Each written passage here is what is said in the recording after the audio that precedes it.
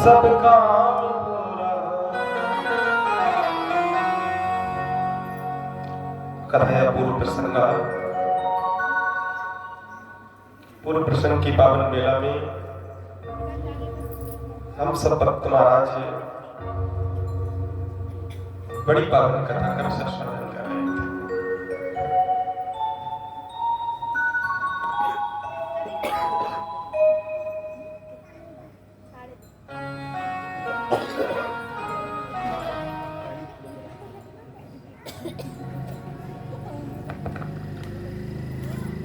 बोले श्रीमद् भागवत महापुराण की।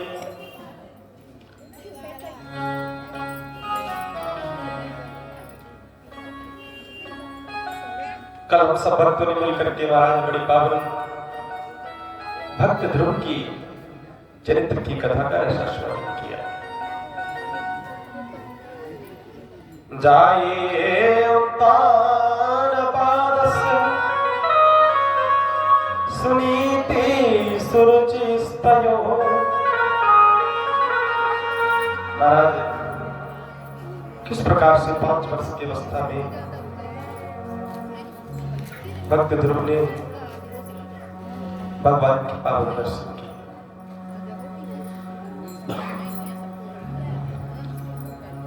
इन्हीं के वंश में आगे बड़ी सुंदर प्रभु चरित्र की पावन कथा आती है।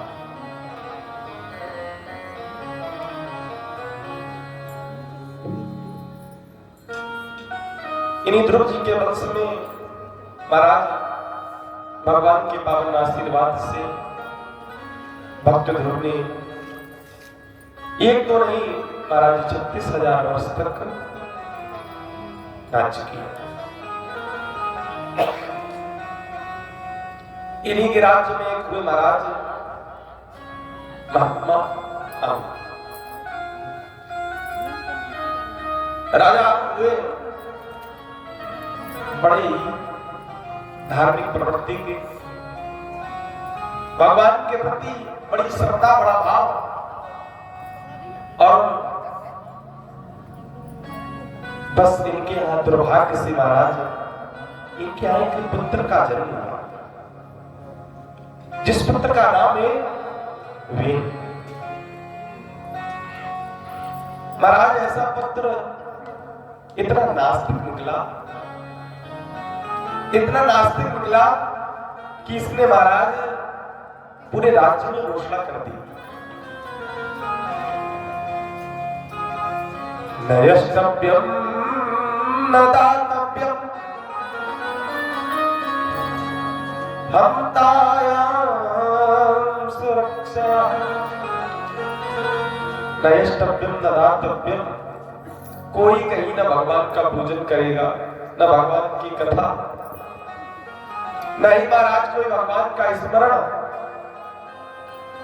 इसलिए पूरे राज्य में घोषणा करवा दी, न यष्टव्यम न दातव्यम, कहीं कोई भगवान का पूजन नहीं होगा, कहीं कोई भगवान की कथा नहीं होगी। महाराज समय को देखते देखते सारा राज्य परेशान हो गया। लोग इतना इससे परेशान हो गए।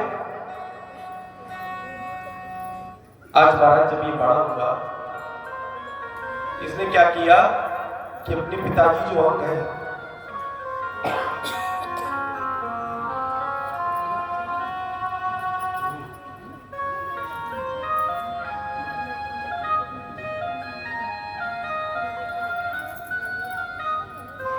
अपने पिता अंग को महाराज जीते जी राज सिंहासन से नीचे उतार दिया। इतना कुपित हो गए, इतना कुपित हो गए महाराज कि आज राजा अंग ने क्या किया कि राज्य को छोड़ करके, नगर को छोड़ करके महाराज चले गए। सारी प्रजा ने क्या किया महाराज, बहुत ही घोड़े दौड़ाए, राजा को ढूंढने का प्रयास किया, परंतु महाराज राजा अंक को ढूंढ नहीं पाए। बहुत जगह घोड़े दौड़ाए, राजाओं के जब कहीं नहीं मिले तो लोगों ने सोचा कि इस राज्य में राज्य करने वाला तो कोई नहीं है, इस राज्य में राज्य करने वाला कोई नहीं है, कोई नहीं बचा, क्या किया जाए। सो महाराज आज इसी नास्तिक वेद को राजा बना दिया। अब नास्तिक इंसान अगर राजगद्दी में बैठ जाए तो महाराज जैसे ही राजगद्दी में बैठा पूरे राज्य में घोषणा कर दी, कोई कहीं ना भगवान का पूजन होगा, ना हवन होगा, ना कहीं मंदिर में जाएगा।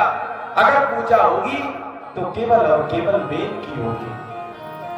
हवन करना है अगर तो वेदाय स्वाहा करो, माला का जाप करना है तो महाराज वेदाय नमः का जाप करो। अगर पूजा करनी है तो केवल और केवल इस वेद की करो और किसी की नहीं।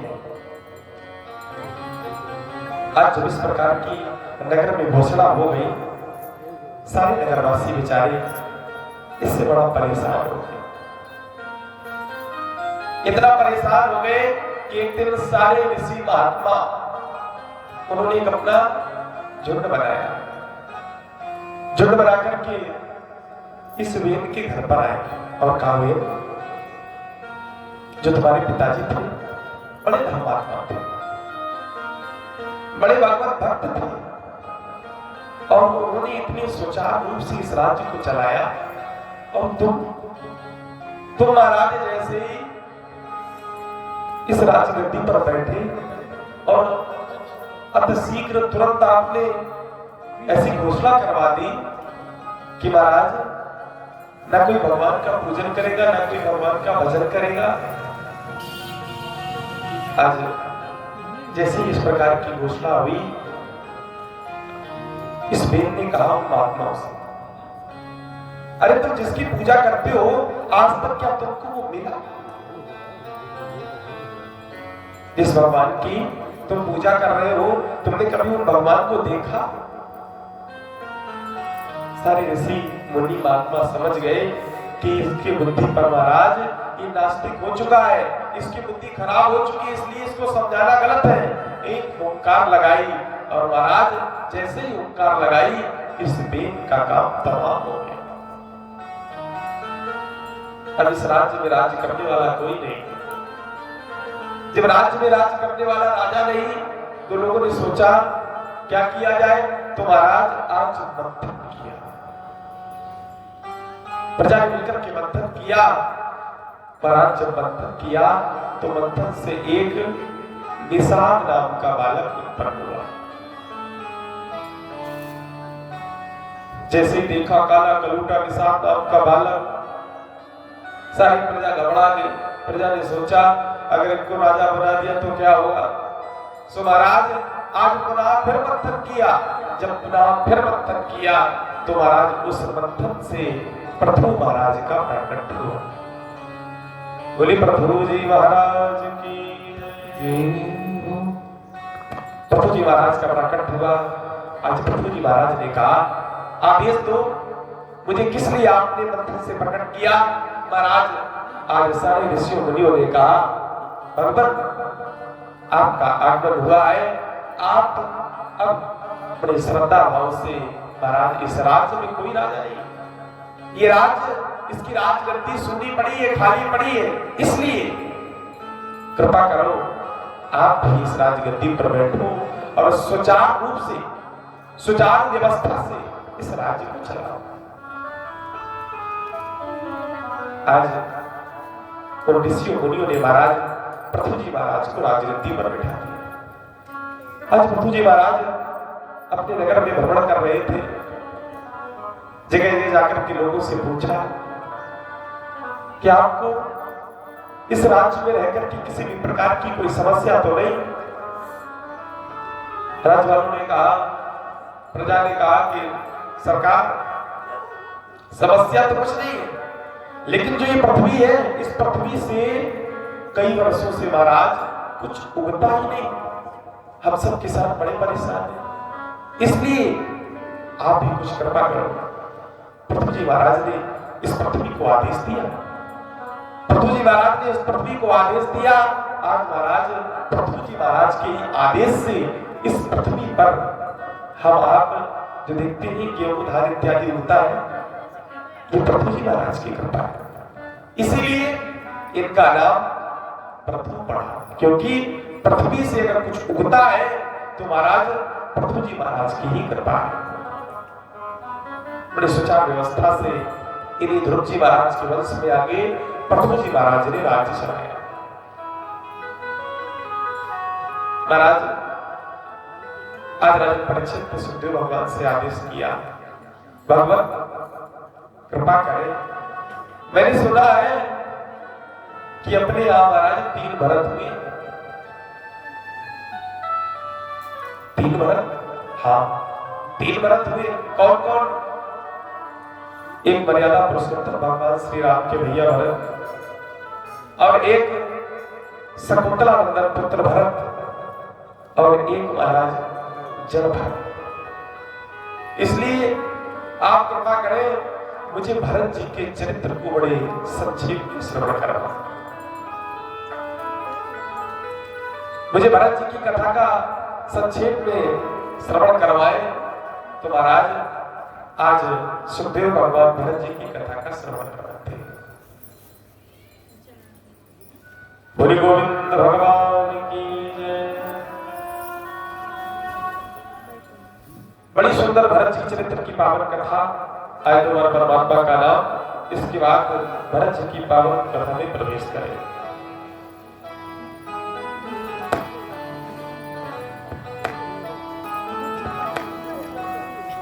कि सिर पर सीताराम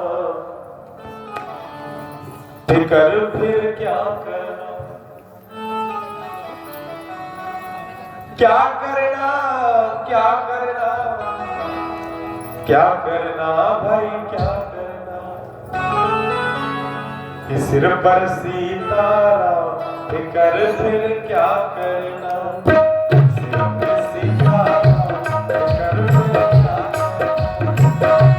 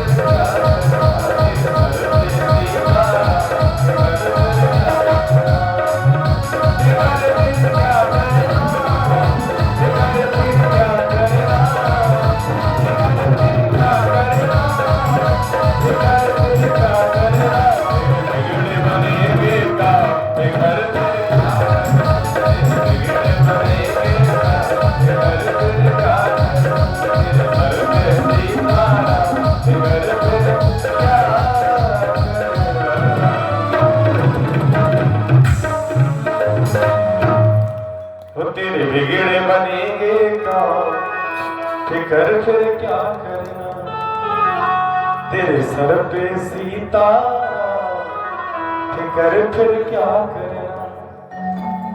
महाराज बड़ी पावन जलभद्र की पावन कथा का रसास्वादन कर रहे हैं। महाराज एक रघुगण नाम के राजा है। रघुगण नाम के राजा है। एक दिन क्या हुआ कि राजा रघुगण सत्संग के लिए जा रहे थे। राजा रघुगण सत्संग के लिए जा रहे थे और महाराज सुंदर पालकी तैयार की गई। उसी पालकी में राजा रघुगण बैठे, बड़े सत्संगी थे। पालकी के जो कार चलाने वाले थे चले जा रहे थे लिए पालकी। तब तक क्या हुआ कि महाराज पालकी चलाने वाले कहारों में से जो एक कहार था वो बीमार हो गया। जब एक कहार बीमार हो गया, पालकी रुक गई। राजा रघुगण ने कहा क्या हुआ, पालकी क्यों रुकी? आज उन कहारों ने कहा राजन, पालकी चलाने वाले हम तीन ही बचे, हमारा जो एक साथी है वो बीमार हो गया, क्या करें? राजा ने कहा नहीं, मुझे तो सत्संग तक जाना है, मुझे पहुंचना है, इसलिए अगर कोई आसपास दिख जाए उसे लगा दो। आज रघुगण की जो प्रजा थी सब इधर ढूंढ रहे, देख रहे। तब तक क्या हुआ कि महाराज भरत जी मिल गए। भरत जी महाराज मिल गए। भरत जी से कहा कहां जा रहे? देखने में तो बड़े हट्टे कट्टे लग रहे, इसलिए ऐसा करो, हमारा एक कार बीमार हो गया है, साथी पालकी में तुम लग जाओ। महाराज भरत जी का स्वभाव इतना सीधा, इतना सरल कि आज एक बार कहा कार हो गई। भरत जी महाराज ने कहा बिल्कुल, आज उस पालकी में एक तरफ लग गई। महाराज जो भरत जी का चरित्र है वो बड़ा दर्शनीय है।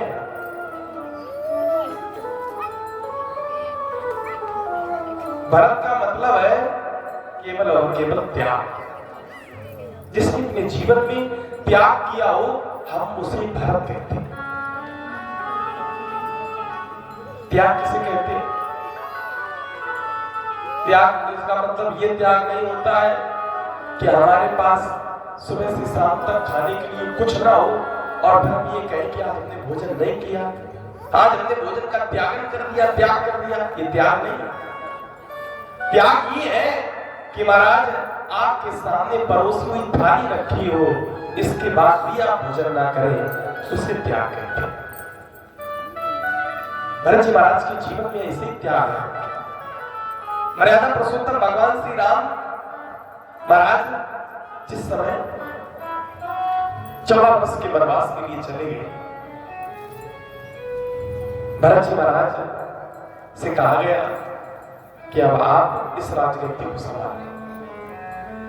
भरत जी महाराज ने उस राज सिंहासन पर एक क्षण के लिए भी महाराज राजगद्दी को नहीं दिया, राजा नहीं बने।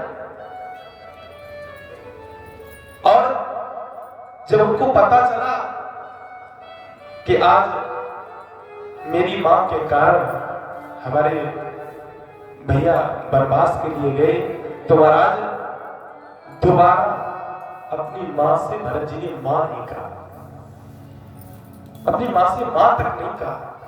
ये त्याग है, इसे त्याग कहते हैं। और त्याग का ही नाम है भरत। अब चाहे भागवत जी में भरत जी की कथा का श्रवण करें, चाहे रामचरितमानस में श्रवण करें, भरत का मतलब है जिसने अपने जीवन में त्याग किया हो उसे हम भरत कहते हैं। महाराज भरत जी के जीवन में बड़ा त्याग है। आज पालकी में लग के पालकी को लेकर के जा रहे हैं। आज भरत जी महाराज जैसे ही नीचे देखें, जो साधु संत होते हैं, सन्यासी होते हैं, वो नीचे देखकर चलते हैं, नीचे देखकर चलते हैं और उनको ये लगता रहता है कि कहीं हमसे अनजाने में भी किसी जीव जंतु के ऊपर पैर ना लग जाए, हमारे पैर रखने से अगर कोई जीव जंतु मर गया तो बहुत बड़ा अपराध होगा। इसलिए बड़े ध्यान पूर्वक आज भरत जी महाराज देख देख कर चल रहे हैं। क्या हुआ, आगे महाराज एक चीटा मिल गया। जैसे ही भरत जी महाराज ने चीटी को देखा, चीटी को देख करके महाराज आज भरत जी ने अपना पैर आगे के लिए बढ़ा दिया, वहां नहीं रखा। जैसे पैर बढ़ाया सो आज पालकी हिल गई, पालकी डगमगा गई। जैसे पालकी डगमगाई, राजा रघुगण ने चिल्लाया बैठ करके अंदर से, क्या कर रहे हो, सही से चलाओ। आज सारे कारों ने कहा, राजन मेरी कोई गलती नहीं है, जो ये नया नया चालक आया है, अभी नया नया मैंने इसको लगाया है, इसलिए महाराज जो गलती कर रहा है यही कर रहा है। राजा रघुगण ने पालकी के बाहर देखा, जानकर देखा सो महाराज भरत जी महाराज उपहास करने लगा। रघुगण क्या उपहास कर रहा है, महाराज कह रहा है, अरे हमें लगता है बहुत देर से ही पालकी चला रहे हैं, सुबह से पालकी चला रहे और जो उनका स्वास्थ्य है, शरीर भी अच्छा नहीं, इसलिए लगता है इनसे पालकी नहीं चल रही। भरत जी महाराज रघुगण के उपहास को सुनते हैं और वही व्यक्ति अपने मंजिल भी पहुंच सकता है जिस व्यक्ति में स्तुति और निंदा समान हो जाए। जिस व्यक्ति के जीवन में स्तुति और निंदा समान हो जाती है, वही व्यक्ति अपनी मंजिल तक पहुंच सकता है। भरत जी महाराज जो भी उपहास ये कर रहे हैं, सारे उपहास सुनते हैं। आज महाराज भरत जी महाराज इस उपहास सुनते सुनते तब तक क्या हुआ कि रघुगण कुछ आपे के बाहर हो गया।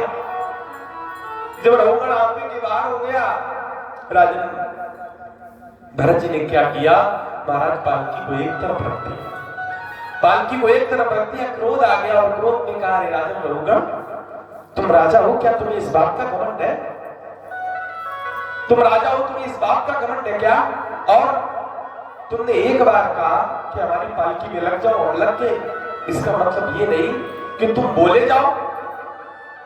रघुगण ने जैसे देखा मुख पर तेज, कंधे पर यज्ञोपवीत, समझ गए महाराज ये कोई ब्राह्मण देवता है, पक्का ये कोई ब्राह्मण देवता है, इसलिए ब्राह्मण देवता से तो डरना चाहिए। चरणों में प्रणाम किया। राजा रघुगण ने जैसे चरणों में प्रणाम किया, आज महाराज भरत जी ने बड़ा सुंदर रघुगण को उपदेश दिया। भरत जी ने सोचा ये राजा है, बड़े सत्संगी हैं, तो हम नहीं चाहते कि एक ब्राह्मण का ये अपमान करें जिससे ये नरकों में जाए, इसलिए आज भरत जी ने बड़े सुंदर उपदेश के द्वारा राजा रघुगण को महाराज शांत किया। राजा रघुगण ने अपनी गलती को मान करके महाराज भरत जी महाराज के चरणों में प्रणाम किया। इसके बाद राजा परीक्षित ने प्रश्न किया, भगवान आपने बड़ी सुंदर सुंदर भक्तों की कथाएं सुनाई और इस भागवत महापुराण के अंतर्गत महाराज भक्तों की ही कथा है, भक्त ध्रुव की कथा, भक्त प्रहलाद की कथा, भक्तों की कथा है। और ये जो भागवत जी विषय है, रामचरितमानस आप श्रवण करें, रामचरितमानस एक जीवन में प्रयोग का विषय है। हमें जीना कैसे, हमें चलना कैसे, हमें उठना कैसे, हमें बैठना कैसे, ये हमें रामचरितमानस के माध्यम से सीखने को मिलता है। मर्यादा पुरुषोत्तम भगवान श्री राम की मर्यादित लीलाएं आप रामचरितमानस में श्रवण करते हैं। और जो भागवत ये हमें जीना नहीं सिखाते, ये हमें मरना सिखाती। महाराज जीते जी जो हमने किया सो किया, लेकिन मरने के बाद आपका क्या होगा, ये मैं भागवत श्रवण करवाती, भागवत सिखाती।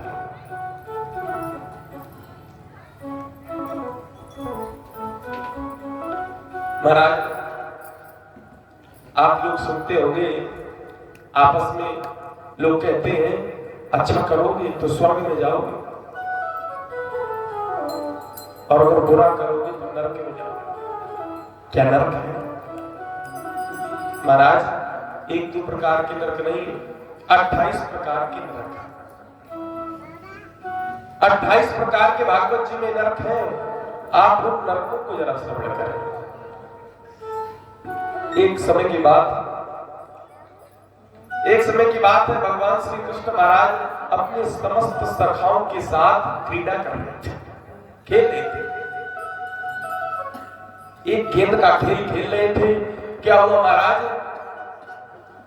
धीरे धीरे आज वो गेंद किसी प्रकार से एक कुएं में जाकर के गिर गई।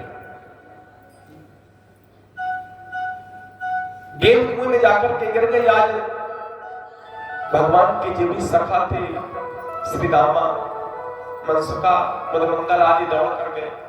देखा जैसे ही कुएं में झांके सो महाराज आज सारे सखा चौंक गए। क्यों चौंक गए?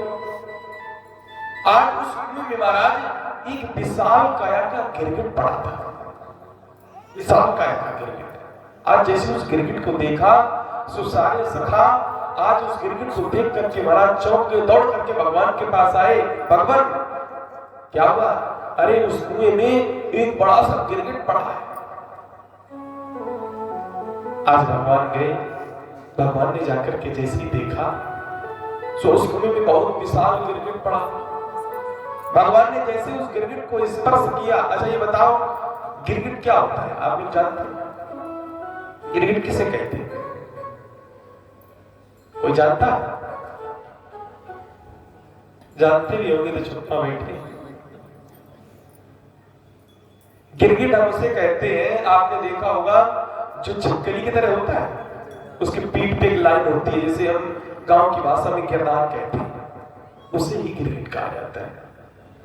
आज महाराज वो गिरगिट विशाल काया का बड़ा गिरगिट, जैसे भगवान ने देखा और उस गिरगिट को स्पर्श किया सो महाराज आज वो गिरगिट मनुष्य के रूप में परिवर्तित हो गया, मनुष्य के रूप में परिवर्तित हो गया।